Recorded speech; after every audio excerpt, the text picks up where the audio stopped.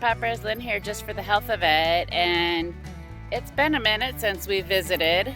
A lot has been happening, and today I thought I would give you a mini tour of the garden and what's been happening, the good and the bad and the ugly, and a little update on the baby chickies. So we'll start here. Here's the main driveway coming in, and over here I have the strawberry patch, which you can see we do have strawberries, quite a bit. However, we have been battling getting the strawberries in time with the chipmunks. And then over here is where I had about 300 daffodils and tulips, which I've dug up and put into these crates over here to dry out. And I am going to be putting some watermelon in here. We have our garlic, which is just about ready to harvest, and some radishes that went to seed. So I'm just letting them go to seed and I'll collect the seed. And then we do have some carrots. And a lot of stuff went to seed because we had the coldest and wettest spring in, I believe they said 84 years. So it was just horrific. And then we went from temperatures pouring down rain in the 50s and 60s to, I think it was 4 days in the 90s pushing 100. So a lot of these cold weather crops just went to seed, but that's okay because I will just let these fully develop and then I'll collect the seeds for next year. And over here you can see I have some sugar snap peas, which was a second sowing. Because the spring was so cold, I figured I could get more in, and because they're kind of shaded, we may get some. And here you can see the sugar snap peas, which Frey and I have been eating off of. She loves her sugar snap peas, and so do I. But you can see that the hot temperatures really got to them. So we'll continue harvesting, probably pull a bunch of these off real soon, and that'll be the end for that.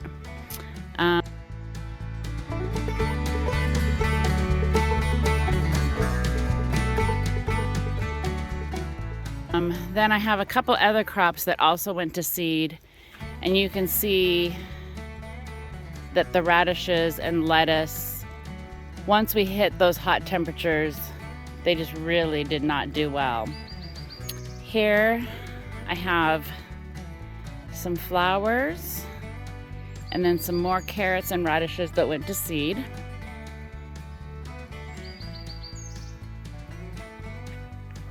Over here, none of my beans germinated with the cold temperatures, so when it was hot, I did do some in little containers and transplanted them in the hopes that they were big enough to survive some of the pest pressure. And then you can see my beets have just done horrible. The germination was bad. We had a couple bunny issues, I think.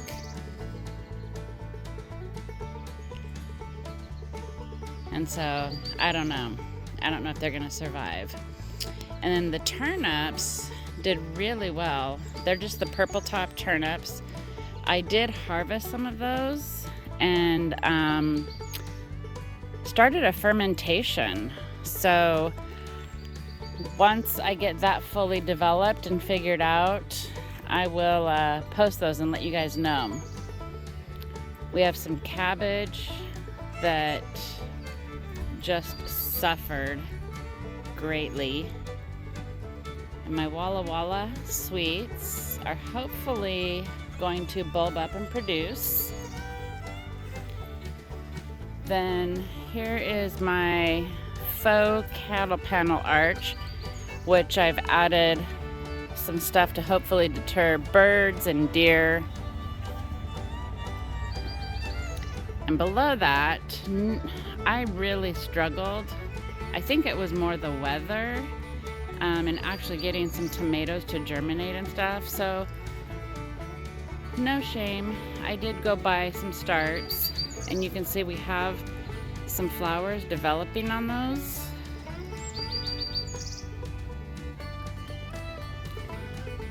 And I also bought some pepper starts.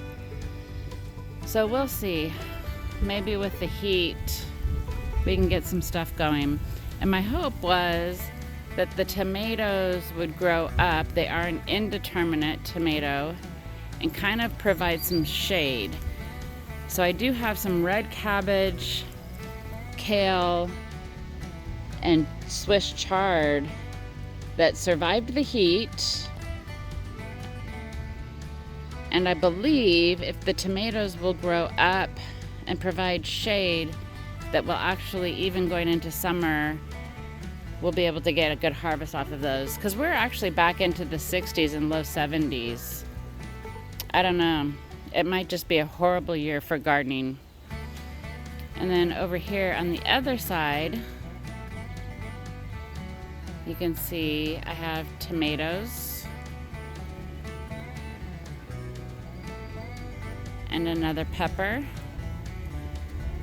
and some more Walla Walla sweets, which hopefully will get to bulb up. Then this area is just kind of waiting. I haven't decided what I'm planting here. But over here, I also started some seeds in a container so I can kind of control the environment a little bit more. And these are some pumpkins, which I've provided a little bit of protection, mostly from the dogs, but also possibly rabbits or birds or anything else. And then this area I have prepped. I did start some watermelons because then when it got super hot, I was thinking, well, I just need to go straight to my warm weather crops. So I've got 4 watermelon that I'm going to be planting through here. And you can see I have cardboard over the dirt and then lots of straw. So hoping that helps with the blackberry pressure. And then I built up this kind of trellis area because a few of my winter sowing tomatoes survived. And I don't know, they're very small. I just put them out yesterday. So super tiny, but hopefully we'll get something out of them. And then over here, I have a bunch of peonies that I had ordered bulbs before I sold and moved. So we'll see. And some yarrow and calendula and my blueberries, which one, we have some good blueberries, and the other one I think just did not survive the move. I did transplant this from the last house. And then lots of strawberries planted underneath that. It's kind of hard to see, but maybe I did put some bird netting on this in the hopes that they wouldn't get to my blueberries. And then from over there, the main garden area, I had this tower,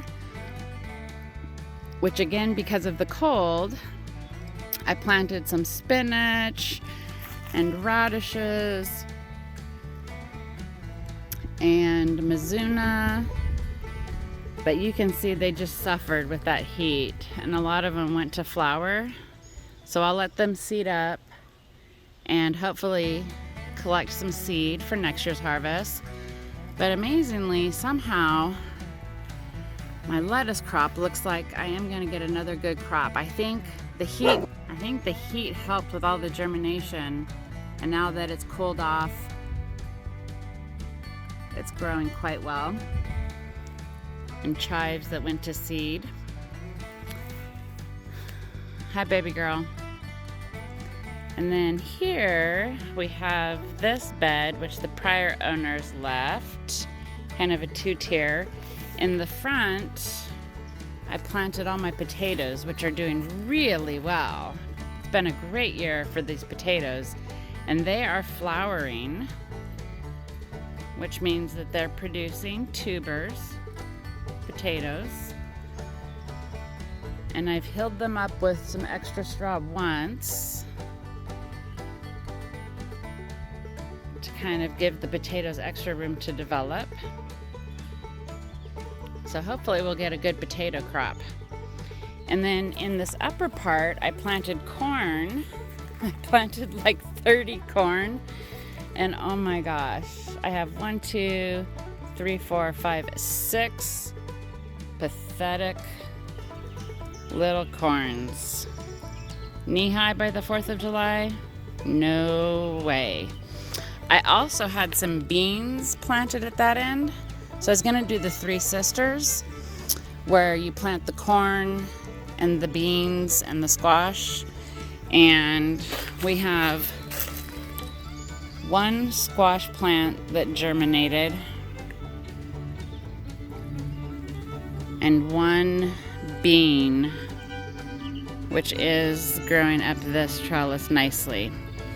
And then I interspersed it with a bunch of sunflowers, which are looking a little rough, but hopefully we'll get something out of it. If nothing else, we are gonna have great potato crop. Okay, then again, coming in from the driveway, we have the main bed, the tier, and the raised bed over there. And I was just so depressed about the germination and nothing really growing that I decided to just put some pretty flower pots together. And I just used a pallet kind of as a little fence backdrop. And then I have my bulbs drying. These are just old like Coke bottle pallet things with a little covering in case it mists up. And then another pretty pot with a pallet fence to kind of block the uglies, which is my garden water barrel. Since I still don't have a well out here, I've been capturing rainwater, and this one's open, so I don't use this for showering or cooking or anything. And then some other flowers that I seeded in pots. They seem to have a little bit better chance, but these ones aren't doing so well from the rain. And then circling around, this is where I did start some of my seeds. And so you can see I have some more seeds that are going to be for transplants once they get a little bit bigger. I have 2 more containers of bulbs that I have not dug up. And then this is actually a grape that I cut off and propagated from the grape at my last house. And this is Grandma Rosie's rose bush dedicated to her that I dug up. It's not looking so good, but I'm keeping it alive. That's my whole goal until the house is built. And also here, we have some Sweet William and daisies that I dug up that my mom had given me. So I'm just trying to keep those alive. Okay, and then coming from this area, I built a little pallet compost bin, which I'm gonna add next to it so I can fork it over. And then past here, I have moved the chickens from their little brooder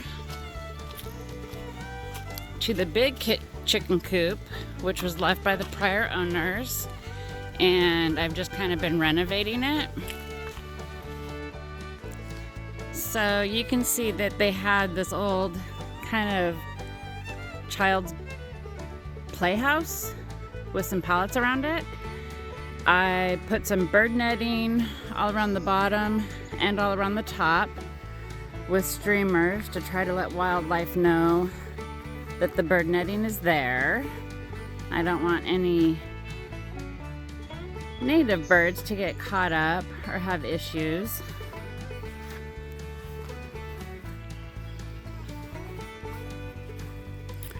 And I moved their coop that they knew in here because they still sleep in here. I haven't completely finished the other one. And there they are. Baby chickies are getting so big. Hi, baby chickies. Hi, baby chickies. I'm pretty sure I have 3 roosters and 3 hens. And then this, I've been renovating. So you can see I did things like putting chicken wire on here so I can open it for ventilation but still close it. Off the back, I've added some nesting boxes for egg collection. So it's off the outside. I'm just gonna build the lid and the rest of the wall. And then on the inside, I did things like added this window. It has plexiglass, but those front ones are open for ventilation. And then I painted all of it. And then these are my boards that I've been working with. Everything is 100% what I had or what was on site. I have not spent any money, to include the paint. Hi, baby chickies. You can see they love their mealworms. So we've definitely got one Seabright rooster. And then I'm pretty sure this guy and this guy are also roosters. They've got quite a comb developing.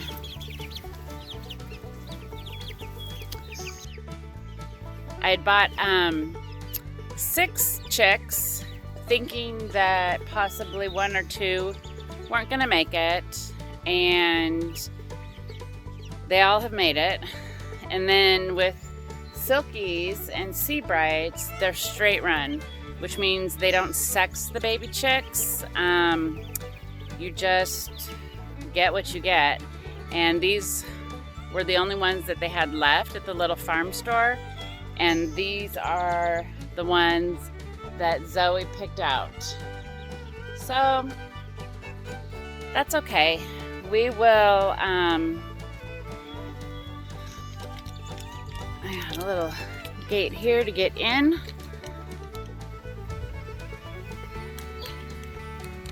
And I'll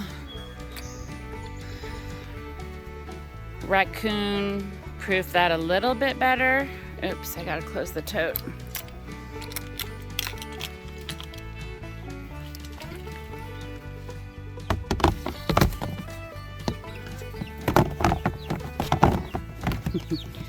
Baby chicks know what that means.